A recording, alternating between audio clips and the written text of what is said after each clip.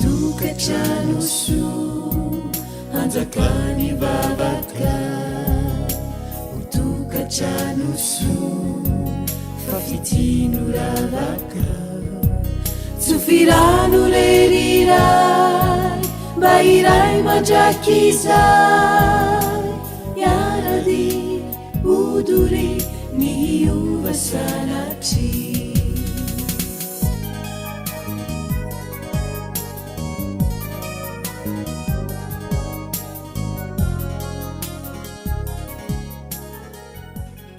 mananontranitra ny fiarabany ho antsika rehetra indray amin'ity fotoana iarahana amin'ny andro fahatelo izay mitondra ny lohateny hoe inona no sekoly tsara ho an'ireo zanako. Hivavaka isika tompoko.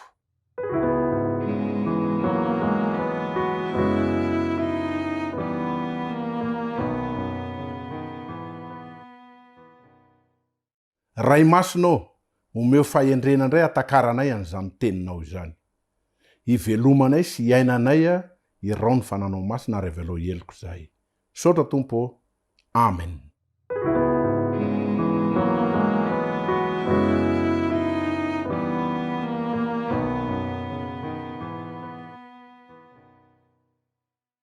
Ao amin'ny Deutéronomie toko fahenina ka ny 15 ka hatramin'ny 17.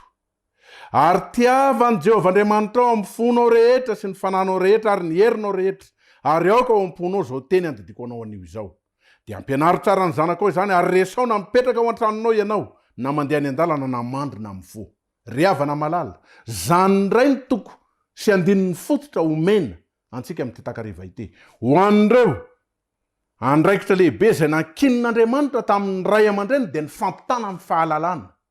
Ka tany amin'ny andro ny testamenta taloha dia napita ny fahalalana ireo mpisorona, ireo mpaminany tamin'ny alalan'ny tamin'izany mbola tsy tena nisy ny asa soratra izay mipetraka, dia nampitaina ny fandimby tamin'ny alalan'ny fanabeazana ambava izay natao ny toe-javatra ary nandala ny soatoavina nitovy ny fiarahamonina rehetra tamin'izany. Ary ny soatoavina izay niraisina dia ireo voasoratra tao anatin'ireo boky 5 na ny Torah izay nisoratan'i Mosesy Genesisy ka hatramin'ny Deutéronomie. Ireo boky 5 ireo zany no nitaizana sy nanabeazana an'ireo zanak'Israely tamin'izany fotoana. Zany ny adidin'ny ray aman-dreny mampita ny soatoavina ho an'ny zanany mandrakariva. Dia izany koa ny mbola takian'Andriamanitra ho an'ny ray aman-dreny ankehitriny, hampita ny soatoavina ho an'ny zanantsika. Mba hampenoana ny fahabangana rehetra izay mety misy anefa, dia izao no nataon'Andriamanitra. Nanangana ny atao hoe sekoly ny mpaminany izy tamin'ny andron'ny Samuel. Atao inona moa le sekoly ny mpaminany? Ankoatran'ilay hoe fanafoanana an'ireo kolokolo maro isan-karazany, dia fampianarana an'ireo zanakitsika amin'ny alalan'ny asa tanana, amin'ny alalan'ny fomba mampanao izay mifanaraka tamin'ny sitrapon'Andriamanitra. Ka izao baikon'Andriamanitra ny nananganana an'io. Ka ireo sekoly ireo dia natao isakana sy andanjalanja ara-tsaina sy ara-panahy an'ireo vahoakan'Andriamanitra. Ka mila filoha mpitarika mahay tamin'izany fotoana izany mba azahoana mikarakara dia natsangana io sekoly ny mpaminany io. Ny fekana atrehantsika amin'izao fotoana izao ankehitriny, ny olana ngezabe ho antsika ray aman-dreny dia ny ahatonga antsika mba hanana fiainana tsaratsara mandrakariva kokoa hatrany.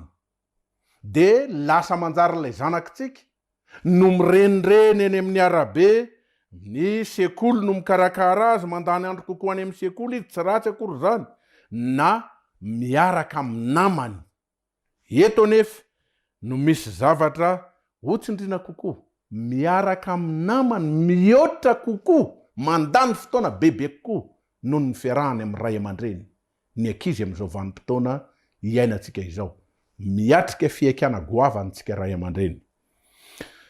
Ny zavatra manahirana matetika dia le zanantsika koa saratsarahany toe-javatra maro. Araka ny resana tamin'ny andro voalohany dia misy ireo le hoe fisaram-panambadiana, fandaozana tokantrano, apetraky ny lehilahy tsy misaraka izy fa dia ao apetrany eo ny ankonany, lasy izy tsy hita makaiza, le renim-pianakaviana no miady mafy, dia le zanaka manjary mirenireny eny amin'ny zavatra rehetra izay tokony andehanany. Zany ny mahatonga no mahazava-dehibe ary resaka. Raha ny loha-hevitra dia ny hoe inona ny sekoly tsara ho an'ny zanako. Dia zay ny tena nananganana ary maneran-tany matanjaka ny atao hoe fiangonana advantista. Mitandrina ny andro fahafito ny sekoly advantista ny marimarina kokoa. Dia nanangana n'izany sekoly zany zany ny mahazava-dehibe ny sekoly kristianina advantista zay tsy hoe manome mari-pahaizana fotsiny fa koa ahafahany mamolavola ny toetra matotra ho an'ireo tanorantsika sy toetra voalanjalanja. Penarina amin'ny lafiny ara-panahy indrindrandrindra. Ka inona zany ny sekoly idealy? Reto tokotelo reto: ny ray aman-dreny, ny mpampianatra tsirairay, ary ireo mpitarika tsirairay. Io mpitarika io mety ho pasteur io, mety ho mpitarika fiangonana any amin'ny fiangonana isa-tsokajiny io, mety tsy fantatro mpitarika fikambanana anankiray, ara-panahy tsy ara-panahy ihany koa tsy fantatro asa. Fa ireo zavatra telo ireo ny ray aman-dreny tsirairay, ny mpampianatra tsirairay ary ny mpitarika tsirairay dia tokony hahazo tsara ny amin'ny atao hoe sekoly idealy. Inona zany ny atao hoe sekoly idealy? Mandany andro betsaka tsika matetika amin'ny fitsikaranany reny sekoly reny, na sekoly ara-pinoana io, sekoly eny andao everitsika amin'le hoe sekoly zay fantatritsika manodidina atsika, manome fitsikarana mandrakariva ny amin'ny toe-javatra zay mitranga. Fa izao no aoka tadidintsika fa na sekoly aiza na sekoly aiza misy lesoka ao. Ka izay indrindra no ipetran'le hoe tsy mora amin'ny fanabeazana na any amin'ny sekoly azy, ka ny amin'ny ambaratonga rehetra na aiza na inona sahirana amin'ny fanabeazana ihany koa ny zanantsika amin'izao fotoana. Tsy resaka hoe baikonana milina fotsiny akory le ray aman-dreny machine anankiray dia hoe zao no atao ny mpampianatra, zao no atao dia tonga dia manaraka an'izay lasitra izay ny zanakitsika, manahirana ny fitaizana sy ny fanabeazana. Ka olona manana ny fahalemeny sy voafetra zany no mitarika ny fanabeazana io. Ny sekoly idealy zany dia zay iarahan'ny rehetra miasa ka ampiasa ny fahaiza-manaony miaraka. Ampiarana zany le fahaiza-manao. Tadidio le tariany voalohany, le vondrona telo: ray aman-dreny, mpampianatra ary ny mpitarika tsirairay. Ny sekoly zany zay mamaritra tsara ny sotiavina sy ny karaza-toetra zay tiany ho volavolaina eo amin'ny ankizy, no sady mampatsiahy ny tombam-bidy, de miampita amin'ny ohatra sy ny fampiarana mihoatra noho ny teny. Ny ohatra sy ny fampiarana dia mihoatra noho ny teny zay ampitaina. Tandrina koa zany tsika ray aman-dreny sy ny mpampianatra ary ny mpitarika. Fa ndraindray ny aloaka ny vavantsika hafa, fa ny ohatra sy ny zavatra ataontsika hafa. Tadidio fa ny ohatra sy ny soatoavina zay asehontsika ny zavatra rehetra zay iainantsika, ny fampiarana zay ataontsika mihoatra lavitra noho ny teny ampitaina amin'ireny tanorantsika ireny. Ny herinandro fivavahana momba ny fanabeazana ohatra zay misy ihany koa zany, ho avy zany tsy ho ela, reny de fa nararaotra mba akana lesona ihany koa hitaizana ny zanatsika, akan'ny mpanabe, ny ray aman-dreny sy ny mpitarika torohevitra hikarakarana ny zanatsika ireo. Ka izao ny toetra tsaran'ny ankizy zany ny passport ho any amin'ny fiainana. Io ny passport. Ka ahoana ndray, satria ny resakitsika tary hoe mpampianatra, ny resakitsika tary hoe ray aman-dreny, ny resakitsika hoe mpitarika. Eto ndray zany de mampirisika atsika ny boky. Arao tsara ty resaka zay olazaina teny fikambanana ny ray aman-dreny. Hay zany tokony hisy fikambanana ny ray aman-dreny any amin'ny sekoly zany zao le resaka, any amin'ny sekoly. Resaka ny sekoly advantiste tsika satria efa nampidiriny zay tery aloha.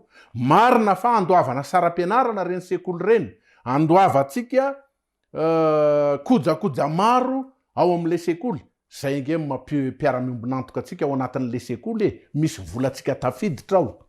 Ary zay indrindra no anentanana atsika mba hatonga atsika mampiara-miombonantoka atsika. De izao mba anamafisatsika koa ny fiaraha-miasa atsika ray aman-dreny miaraka amin'le sekoly. na miaraka amin'ireo mpanabe amin'ny alalan'ny fikambanany ray aman-dreny.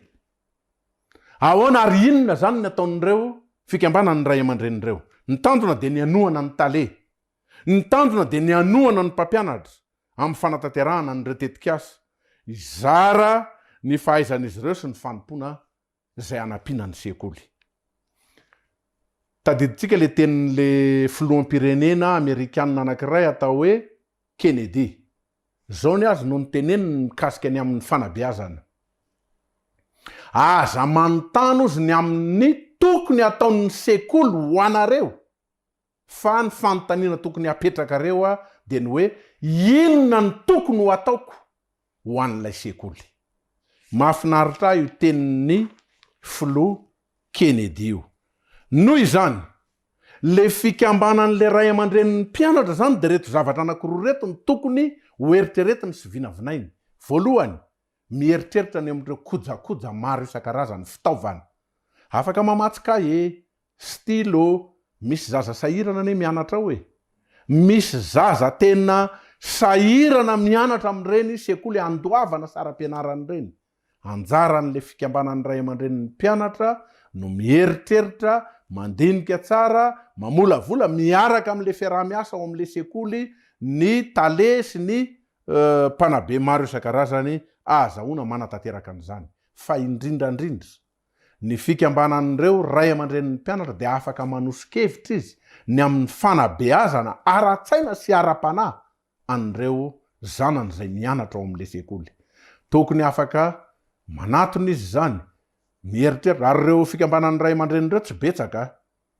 Angamba fa tsy tena nazavaina ato lay komity tsotsotra amin'ny fampandehanana an'le sekoly tafiditra ao anatin'ireo ireo ray aman-dreny solontenany ray aman-dren'ny mpianatra ireo. Koa dia aza misalasala, ireo zany no manangana manentana any amin'ny ray aman-dreny hafa hoe ahoana ny ahatonga antsika, ahoana no ahatonga ny hevitra azahoana manampy tanteraka an'izao sekoly zao. Ndraindray mantsy ny fomba fihevitra e. Zay efa mandohy écolage, zay efa manao ny saram-pianarana, efa mihoatra miopampana sy ny sisa sy ny sisa. Aiza koa ny vola mbola anaovanay an'izany. Fa hevero fa tsy faty antoka ny fanaovantsika an'izany toe-javatra izany. Ny anabavy White, Madame White, tombo no an'ny fiangonana adventiste amin'ny fananana an'izany vehivavy zany. Zay nanoratra boky maro, vehivavy zay feno fahendrena, nanome torohevitra sy taridalana ary sorodalana ka amin'ny anabavy White dia ny fanabeazana mira fanavotana. Ka ny sekoly ny matimatesany zany rehefa manao ny fanabeazana izy tafiditra ao anatin'izay ny fanavotana ny zanakitsika. Tsy zany ve ny zavatra tsara indrindra e? Ny atonga ny zanakitsika ho tonga any amin'ny fiainana mandrakizay ka dia mikely aina ny amin'izany zavatra zany. Za manokana dia nanana tompontsoa herinandro anankiroa zay mba nitondra ny anjara biriky tao amin'ny sekoly, zay sekoly akaiky dia ny sekoly adventiste eto Soamanandrariny. Nandray anjara tamin'ny fanolokoloana, ny fanabeazana, ny torohevitra, ny toromarika, amin'izay mba mety fanandramana kely ananana dia mitondra an'izany ao amin'le sekoly, mifanohana amin'izany amin'ny zavatra rehetra zay tokony ho atao. Ka ho an'ity mpanoratra vehivavy anankiray ity ary dia niraisy ny fiangonana adventiste ho filamatra zany fanabeazana mira fanavotana. Mampita an'ireo sotoavina rehetra zay nipoitra avy amin'Andriamanitra amin'ny alalan'ny fanabeazana isika. Ny manana toetra tsara ny zava-dehibe kokoa noho ny fahaizana be. Fa na mahay tohinina aza ka tsy manam-pahendrena, briko ane. Mety ho tonga olona ambony ao amin'ny firenena sy ny fitondrana ny olona anankiray fa tsy ahasoa azy zany. Fa ny manana toetra tsara ny zava-dehibe kokoa noho ny fahaizana be. Ka eto zany dia manoro hevitra antsika. Misy boky anankiray ny soroatan'io mpanompo vavy ny tompo ny anabavy White io, mitondra n'le lohateny hoe ny fanabeazana. Araroto fefa mivoaka amin'ny teny malagasy izy io. Ho antsika zay mahita any amin'ny sekoly adventiste rehetra, ampiaro maninona moa ny sekoly rehetra, azo atao no mampiasa an'izany, azo atao no mividy an'izany, amidy ankalalany zany mba azahoany ny olombelona rehetra mitombo am'ilay sotoavina zay mifanaraka amin'ny sitrapon'Andriamanitra. Koa dia araraoty misy an'io boky atao hoe fanabeazana io. Ka dia aiza ny sekoly tsara ho an'ny zanakao de ny sekoly zay afaka mampita ny amin'ny toetra tsara, mametraka tsara fa ny toetra tsara ny zavatra lehibe manana toetra ambony, mendrika sy endry, zay ny zava-dehibe kokoa mihoatra noho ny amin'ny fahaizana be zay mety ho ananana.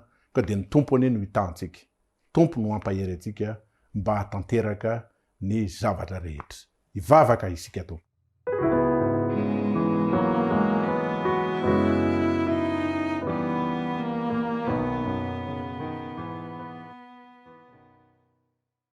Ray masino, zany reny ampianarina fa ny zanakay de mila kolokoloana satria mirenireny eny amin'ny toerana rehetra eny tsy araka iray aman-dreny intsony satria mafy ny fiainana mirotoroto amin'ny zavatra rehetra zay aza atao eloka izany tompo ao.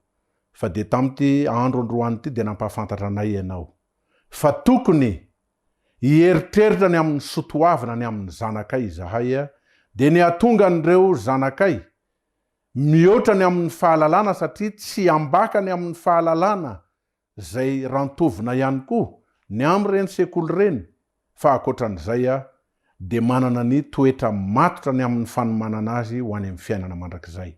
Ray masino ataovy tsapana izany. Apetraka noho ny amin'ny Jesosy Kristy no angatahana izany antom-bavaka izany mba ho fiainana sy hivelomanay mandritra ny androm-piainanay rehetra. Misaotra tompo malalo. Amen. Utukatrano su anjakani vavaka, utukatrano su fafitino lavaka, tsufirano lerirai mba iray mandrakizay iaradi uduri ni hiova sanatry.